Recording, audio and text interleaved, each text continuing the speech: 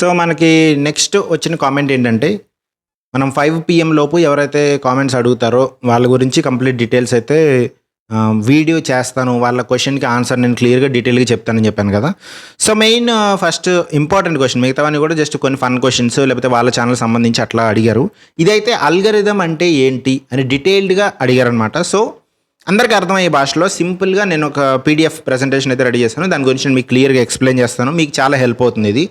So, మీరు algorithm గురించి కంప్లీట్‌గా తెలుసుకోవాలంటే ఒకే ఒక పని ఉందన్నమాట అల్గారిథంకి సంబంధించి. ఒకే ఒక పని మీరు యూట్యూబ్‌లో చేయగలిగింది ఆర్ మీరు యూట్యూబ్‌లో వైరల్ అవ్వాలన్నా, సక్సెస్‌ఫుల్ క్రియేటర్ అవ్వాలన్నా మీరు చేయగలిగింది, చేయాల్సింది ఒకే ఒక పని. జనాల్ని ఎక్కువసేపు ప్లాట్‌ఫామ్‌లో ఉంచాలి. జనాల్ని ఎక్కువసేపు యూట్యూబ్‌లో ఉండేలాగా ఉంచాలి. అది మీరు వేరే వీడియోస్ వైపు రీడైరెక్ట్ చేసినా పర్వాలేదు, లేదా మీ వీడియోసే ఎక్కువసేపు ఉంచినా పర్లేదు. సో, మీ వీడియోలోనే ఎక్కువసేపు ఉంచితే మీకు హెల్ప్ అవుతుంది. అలా కాకుండా మీ వీడియోస్ ద్వారా వేరే వీడియోస్ కూడా వస్తున్నాయి. ఆ టాపిక్‌ని బట్టి ఓకే. మీరేదైనా కొత్త క్వెషన్స్ ట్రిగ్గర్ చేశారు మీ వీడియోలో. ఆ క్వెషన్స్‌కి సంబంధించి అవునా, నిజమా అని చెప్పి దానికి వేరే వాళ్ళెళ్ళి సెర్చ్ చేస్తారు. ఈ టాపిక్ కరెక్టేనా? ఫర్ ఎగ్జాంపుల్ ఎవరో ఇద్దరు ఫైటింగ్ చేసుకున్నారని మీరు వీడియో చేశారనుకోండి. ఏంటిది నిజమేనా ఫైటింగ్ చేశారని వాళ్ళు వెళ్ళి సెర్చ్ చేస్తే అప్పుడు అది మీకు కూడా హెల్ప్ అవుతుందనమాట. ఎందుకంటే యూట్యూబ్ దగ్గర మెట్రిక్స్ ఉంటాయి. ఎలా అంటే ఎవరైనా ఒక ఛానల్ నుంచి వచ్చి వేరే ఛానల్ వాళ్ళు ఏం సెర్చ్ చేస్తున్నారో చూసుకొని ఓకే.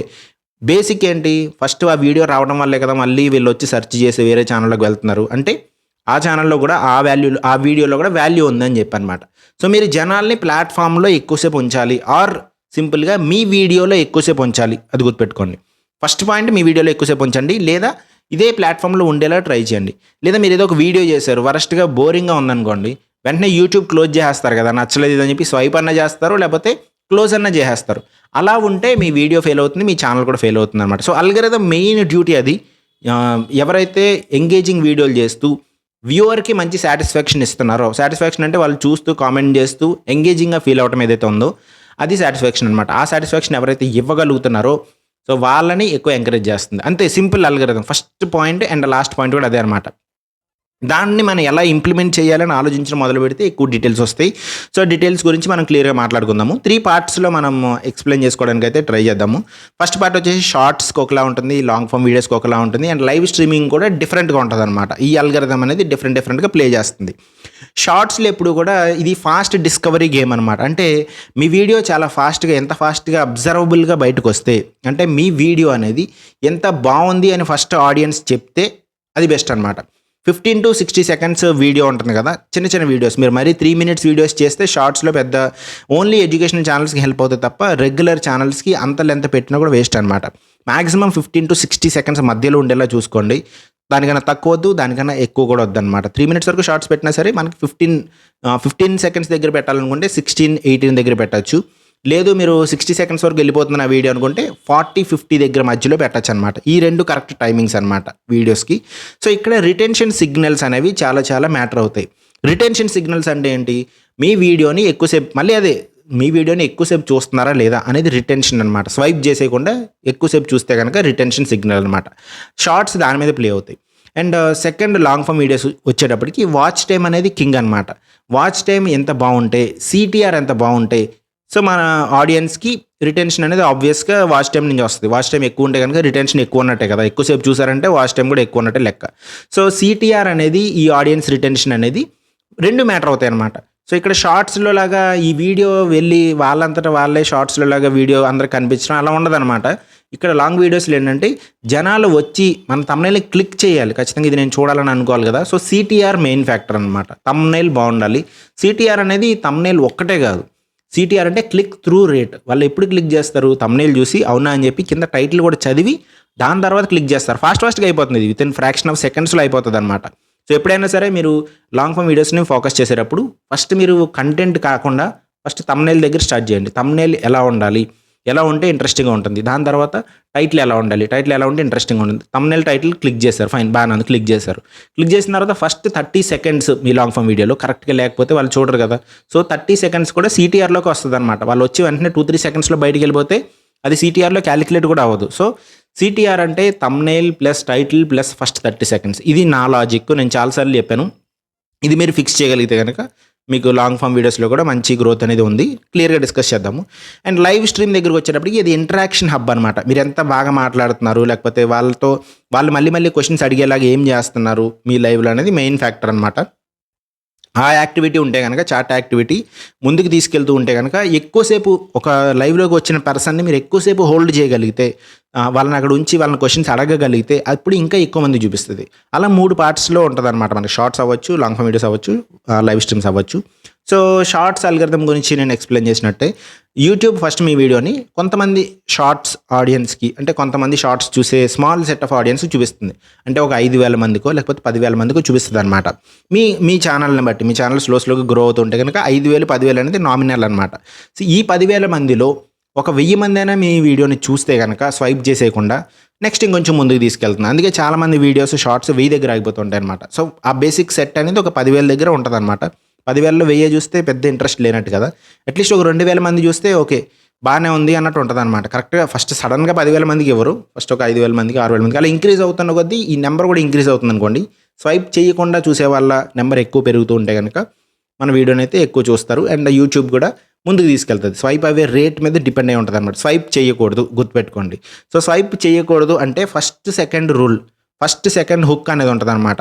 మీకు లాంగ్ ఫామ్ వీడియోస్లో అయితే క్లిక్ చేసిన తర్వాత వాళ్ళు బయటికి వెళ్ళకూడదు అంటే ఫస్ట్ 30 సెకండ్స్ వరకు టైం ఉంది. కానీ ఇక్కడ ఉన్నదే 15 సెకండ్స్. దాంట్లో మీరు వాళ్ళు చూడాలా వద్దని డిసైడ్ చేసుకునేది ఫస్ట్ 3 సెకండ్స్లో మాత్రమే అనమాట.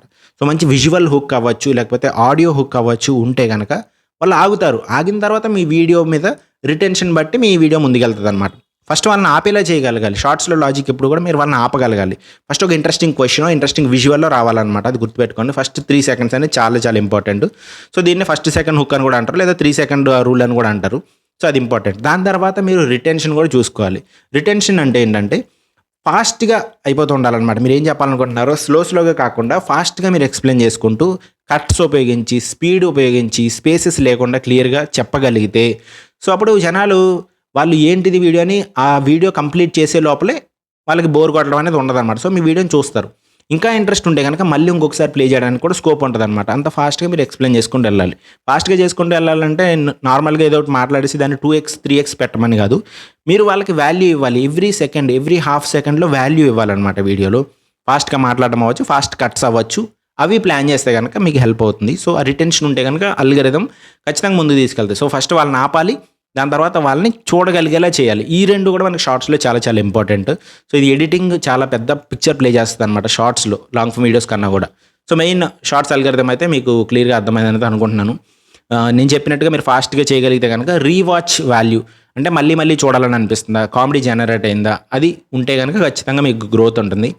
అండ్ లూప్ ఎండింగ్స్ అట్లా చేయొచ్చు మీరు. కాకపోతే ప్రతి కేటగిరీలోనే లూప్ ఎండింగ్స్ చేయలేరు మీరు. సో ఎక్కువ ఫన్ జనరేట్ చేస్తే 2-3 సార్లు చూస్తారు. అలా మీరు క్రియేట్ చేయొచ్చు అనమాట. అండ్ సెకండ్ ఇంపార్టెంట్ థింగ్ వచ్చి ఎంగేజ్మెంట్. లైక్స్ అవ్వచ్చు, షేర్స్ అవ్వచ్చు, కామెంట్స్ అవ్వచ్చు, ఇవన్నీ కూడా మ్యాటర్ అవుతాయి అనమాట. సో మీరు క్వశ్చన్స్ అడగండి వాళ్ళని. ప్రతి షార్ట్ వీడియోలో కూడా వాళ్ళ ఒపీనియన్ ఏంటి, లేకపోతే ఆ వీడియోకి సంబంధించి ఏమైనా అనుకుంటున్నారా, లేకపోతే ఏంటని చెప్పి క్లియర్గా ఒక వాల్యూ యాడెడ్ క్వశ్చన్ ఉండాలన్నమాట. సో వాల్యూ యాడెడ్ క్వశ్చన్ ఉంటే అప్పుడు వాళ్ళకి కామెంట్ చేయాలని అనిపిస్తుంది. లేదంటే జస్ట్ ఊరికే చూసుకుంటూ వెళ్ళిపోతూ ఉంటారు అనమాట షార్ట్స్లో. సో మీరు ట్రిగ్గర్ చేయగలగాలి. ఆ ఎంగేజ్మెంట్ని మీరు ట్రిగ్గర్ చేసి షార్ట్స్ నుంచి మీరు వ్యూవర్షిప్ తెచ్చుకోవచ్చు అనమాట. సో అల్గరిథం ఇలా వర్క్ అవుతుంది. మీరు గ్రో చేసుకోవడానికి రీవాచ్ వాల్యూ కానీ, అంటే ఫాస్ట్గా చేయడం కానీ, ఎంగేజ్మెంట్ కానీ ఉండేలా చూస్తే కనుక మీ షార్ట్ వీడియోస్ అనేవి వైరల్ అవ్వడానికి 200% ఛాన్స్ ఉంటుంది అనమాట. అండ్ లాంగ్ ఫామ్ వీడియోస్లోకి వచ్చేటప్పటికి CTR మనం ఆల్రెడీ మాట్లాడుకున్నాము. సో ఎక్కువ టైం నేను స్పెండ్ చేయను. 10% CTR ఉంటే కనుక మంచి బెంచ్ మార్క్ అనమాట. అది మంచి బెంచ్ మార్క్. అంటే మీకు CTR 10% అంటే ఏంటి, ఒక 100 మందిలో 10 మంది అయినా సరే మీ వీడియోని చూస్తున్నారు. అదే ఒక 1000 మందికి చూపిస్తే ఒక 100 మంది క్లిక్ చేస్తే అది CTR 10% అవుతుంది అనమాట. సో ఇది మంచి స్టార్టింగ్ పాయింట్ అనమాట. 10% అనేది మీ 1000 వ్యూస్ అవ్వచ్చు, లేకపోతే మీ 100 వ్యూస్ అవ్వచ్చు. 100 వ్యూస్ దగ్గర అండ్ 1000 వ్యూస్ దగ్గర ఈ మధ్యలో మీ CTR అనేది ఒక 10%, 9%, 10% అక్కడ మెయింటైన్ అవ్వగలిగితే మీరు మంచి థంబ్నెయిల్స్ క్రియేట్ చేస్తున్నట్టు లెక్క అనమాట. మీ వీడియో ఎంత సూపర్ అయినా సరే థంబ్నెయిల్ వీక్గా ఉంటే క్లిక్స్ రావు. సో క్లిక్స్ రావాలి అంటే thumbnail plus title plus first intro కూడా చాలా ఇంపార్టెంట్ అనమాట. ఇంట్రో ఉంటే వాళ్ళు బయటికి వెళ్ళిపోకుండా ఉంటారు. ఇంట్రో లేదంటే కనుక వాళ్ళు క్లిక్ చేసినా సరే వేస్టే కదా. సో క్లిక్ చేసి వాళ్ళు ఉండేలా చేసుకోండి. థంబ్నెయిల్, టైటిల్, ఇంట్రో 30 సెకండ్స్ చాలా ఇంపార్టెంట్ అనమాట మన లాంగ్ ఫామ్ వీడియోస్కి. అండ్ ఇందులో ఆడియన్స్ రిటెన్షన్ ఉంటుంది కదా. ఆడియన్స్ రిటెన్షన్ ఎప్పుడు కూడా స్టార్టింగ్‌లో కొంచెం పెరుగుతూ ఉంటుంది. దాని తర్వాత రిటెన్షన్ ఎప్పుడు కూడా మీరు ఇంక్రీజ్ అవుతూ ఉండేలా చూడాలనమాట. ఇంక్రీజ్ అవుతూ ఉండేలా అంటే మీరు ఒక ఓవరాల్‌గా ఒక 10 మినిట్స్ వీడియో చేస్తే ఆడియన్స్ రిటెన్షన్ అట్‌లీస్ట్ 5 మినిట్స్ ఉండాలి. రిటెన్షన్ ఎంత హైగా ఉంటే అంత మంచిదనమాట. సో, రిటెన్షన్ లేదు వాళ్ళు బయటికెళ్ళిపోతున్నారంటే మన ఇంట్రొడక్షన్ కరెక్ట్‌గా లేదు ఫస్ట్ పాయింట్. ఇంట్రొడక్షన్ ఉంటే వాళ్ళకి రిటెన్షన్ ఉంటదనమాట. సో, స్టార్టింగ్‌లో మనకి రిటెన్షన్ చాలా హై వాల్యూ ఉంటుంది. దాని తర్వాత స్లోగా పడిపోతూ ఉంటదనమాట. ఎందుకంటే ఇంకా ఎక్కువ మందికి మనకు సంబంధం లేని ఆడియన్స్ కూడా చూపిస్తది కాబట్టి స్లోగా డ్రాప్ అయిపోతూ ఉంటది. సో, మీరెప్పుడు కూడా రిటెన్షన్‌ని హైగా ఉంచేలా ట్రై చేయండి. అంటే first 30 seconds of the video చాలా ఇంపార్టెంట్. అది ఇంపార్టెంట్ ఎందుకు అంటే మీ వీడియో చూడాలా లాస్ట్ వరకు లేదనేది అక్కడే డిసైడ్ చేసుకుంటారు. సో, రిటెన్షన్ అనేది ఫస్ట్ 30 సెకండ్స్ మీద గుర్తుపెట్టుకోండి. ప్రతి 5 సెకండ్స్‌కి వాల్యూ యాడెడ్ రిటెన్షన్ ఉండాలన్నమాట. అంటే మళ్ళీ ఒక ఇంట్రడక్షన్ బాగా చేశారు. ఇంట్రడక్షన్ బాగా చేసిన తర్వాత మీరు ప్యాటర్న్స్‌ని బ్రేక్ చేయాలి. ప్యాటర్న్స్‌ని బ్రేక్ చేయడం అంటే ఇప్పుడు రొటీన్‌గా చెప్పుకుంటూ వెళ్ళిపోతున్నారనుకోండి జనాలకి ఇంట్రెస్ట్ కూడా ఉండదు.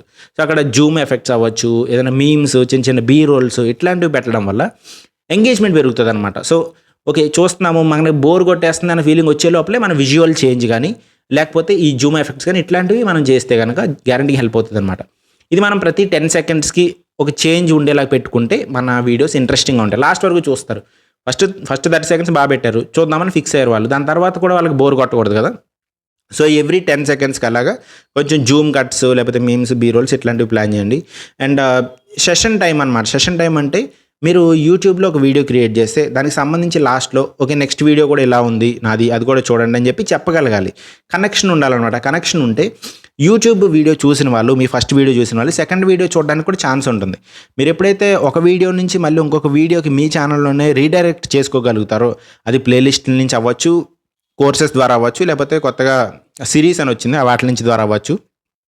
సెషన్ టైమ్ ఇంప్రూవ్ చేయగలిగితే అంటే వాళ్ళని మళ్ళీ యూట్యూబ్ వీడియోస్ లోపలికి తీసుకురాగలిగితే మీరు బయట వీడియోస్కి ఎలా తీసుకెళ్తారు లేదని మీ చేతుల్లో లేదు. మీ వీడియోలోని సమ్మరీని బట్టి వాళ్ళ మైండ్ని బట్టి వాళ్ళు వేరే వీడియోకి వెళ్తూ ఉంటారు.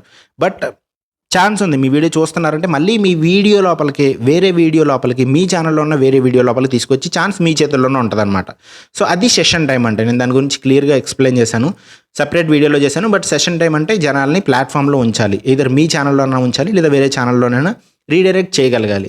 వాళ్ళకి ఫ్రస్ట్రేషన్ వచ్చి బయటికి వెళ్ళిపోయేలాగా చేయకూడదనమాట. అది సెషన్ టైం అనేది. అది ఇంప్రూవ్ చేయగలిగితే మీ లాంగ్ ఫామ్ వీడియోస్ పర్ఫెక్ట్‌గా మీ ఛానల్ పర్ఫెక్ట్‌గా గ్రో అవుతుంది. సో, మీరు ఇప్పటి నుంచి ఎలా ఆలోచించాలంటే ఒక వీడియో పాయింట్ ఆఫ్ వ్యూ నుంచి కాకుండా overall channel point of view నుంచి ఆలోచించాలి. ఈ వీడియో నుంచి నెక్స్ట్ వీడియోకి ఆడియన్స్‌ని ఎలా డైరెక్ట్ చేయాలి, ఎలా వాళ్ళని పంపించాలి. మన వీడియో అయిపోయిన తర్వాత లాస్ట్‌లో ఇంకా ఇంట్రెస్టింగ్ వీడియో నేను పలానా ప్లేస్‌కి వెళ్ళాను. ఆ వీడియో కూడా ఉంది ఛానల్‌లో అని చెక్ చేసి చెప్పొచ్చనమాట. అది చెప్పడం వల్ల ఏమవుతది వాళ్ళకి అది కూడా చూడాలని అనిపించొచ్చు. లాస్ట్‌లో ఎండ్ స్క్రీన్స్ ఉంటాయి.